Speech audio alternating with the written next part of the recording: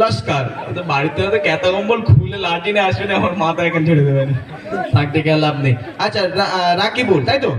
রাকিবুল লস্কর। যাক, এ ভাইদের নামে আমি আর গজল আর গাইলাম না, যেহেতু একটা হয়ে গিয়েছে।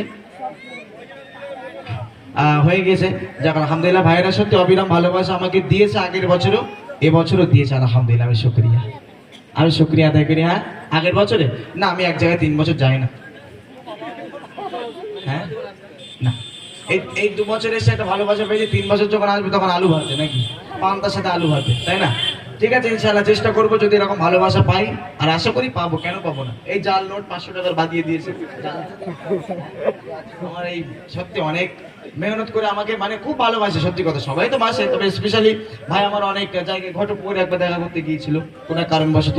আর শুধু তাই না, অনেক ভালোবাসে আমাকে, ফোন করে করে খোঁজ খবর নেয়।